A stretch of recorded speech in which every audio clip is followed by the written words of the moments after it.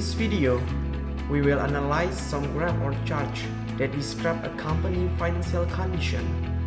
From various options that we have, we finally decide to go with Apple.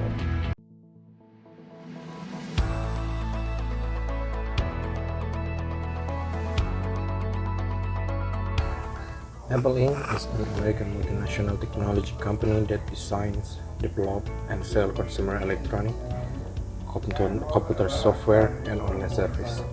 It is considered one of the big four tech companies, along with Amazon, Google, and Facebook. Apple was founded by Steve Jobs, Steve Wozniak, and Ronald Wayne in April 1976. Its product and service include iPhone, iPad, Mac, iPod, Apple Watch, Apple TV, a portfolio of customer and professional software application, range of accessory service, and support offerings. Here is an analysis for some aspects that set Apple apart from their competition. Okay, now let's take a look at this graph that shows Apple net income in the company fiscal years from 2005 to 2018. So we can see that from 2005 to 2012, Apple's net income is growing from 1.33 billion US dollar to 41.73 billion US dollars. Then on 2013, the net income is decreasing to 37.04 billion US dollar. Then it starts to increase until 2015. After that, drop again in 2016, then begin to grow still. So, from the graph, we can conclude that Apple's net income is constantly growing with low volatility because the net income only fell twice from last 14 years. That happens in 2013 and 2016. From the graph, we also know that the highest peak net income occurred during 2018 with 59.53 billion US dollars. And we can see that the highest growth take place in 2011 until 2012, with a growth from 25.92 to 41.73 billion US dollars, which means there is $15.82 billion growth. Okay, now for another analyzation, we hand it over to Regan. Thank you very much for Rita and Maulana after explaining us about net income graphs from Apple company. So let's jump on to the next one. This is Apple product Samsung. So basically this is infographics that show us about Apple's product and the first release dates such as iMac, iPad, MacBook, iPhone, iPad, and Apple Watch that released on 2015. Let's move on to the next graph. This is Apple's revenue growth and notable product release since 1977 until 2015. Basically this is 40 years of Apple. From this graph we can see the company revenue growth. The growth is quite constantly and it started to grow drastically since 2000. So what happened? It's because they do innovation. They produce new products that make people or customers interested to buy their product.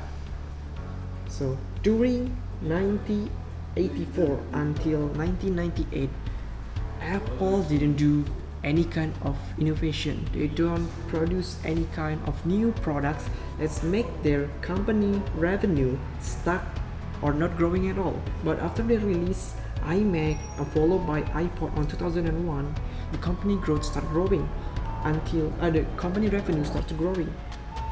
And even on 2007, finally Steve Jobs released an iPhone, one of the most product that shocked the world, because after we released an iPhone, the company growth started to rise drastically.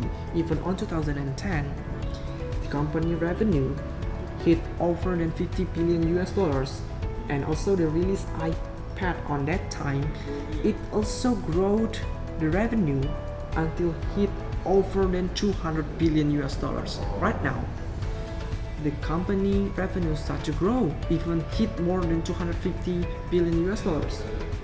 Let's move on to see the price hike push Apple's iPhone revenue. So basically from this graph we can see iPhone revenue has grown constantly. Actually there was a little bit of downfall around 2016 because the iPhone revenue drops from 155 billion US dollars dropped to 156.7 billion US dollars, but that's fine because it begins to rise back again and finally hit the highest peak with 166.7 billion US dollars. It's good, but actually Apple's really depends on iPhone products. We can see from this graph how the iPhone became vital to Apple. On the first release on 2007 until or the first couple years of the first release of iPhone, it seems like iPhone products is not really hit the market at all. I mean it's less than 10% of the total revenue. So basically the total revenue of Apple, 10% of them comes from iPhone. That's quite bad. But on the next update you can see that on 2018 70% of the company revenue comes from iPhone. It shows that Apple's really depends on iPhone's product. You can see it's quite volatile, but it's look like that Apple's really depends on this product so much, and because of that on 2018 when they hit the highest peak with 70% of the total revenue comes from iPhone, they're trying to change the game because it's quite risky. If this product fail hit the markets, of course the company will get bankrupt. So because of that they changed the game and they dropped until 56%. So basically 56% of the revenue comes from an iPhone and the rest of them comes from other products or service. Let's move on to the next graph. Here, beyond the iPhone, so basically this graph shows us about Apple's non-iPhone revenue by product group.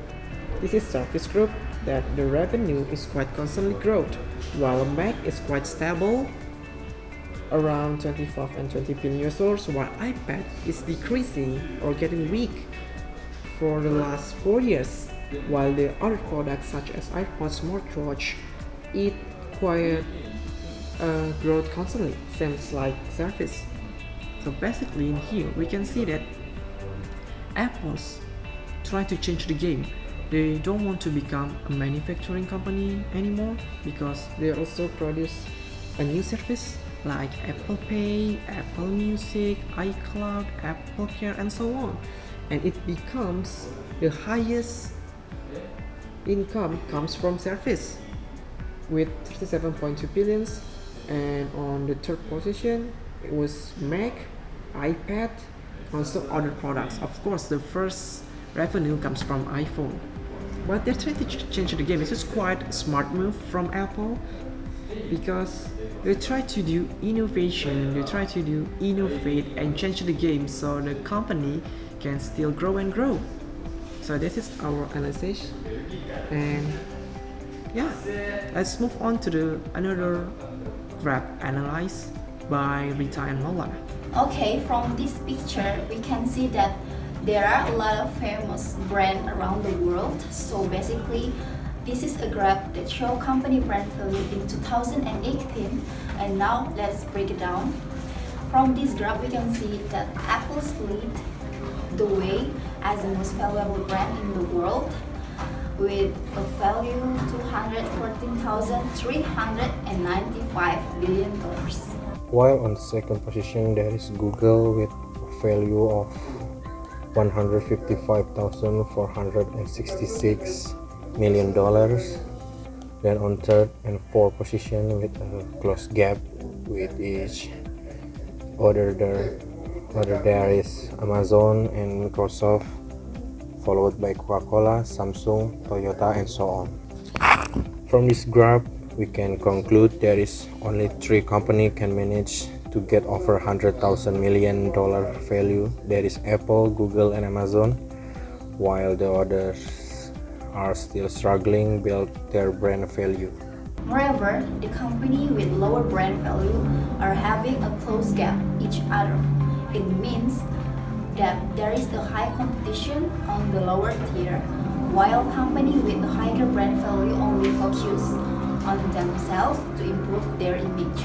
From this brand value graph, we can see that Apple has their own world right now because they're leading the way and become the first and only company that can reach over 200,000 million US dollars brand value.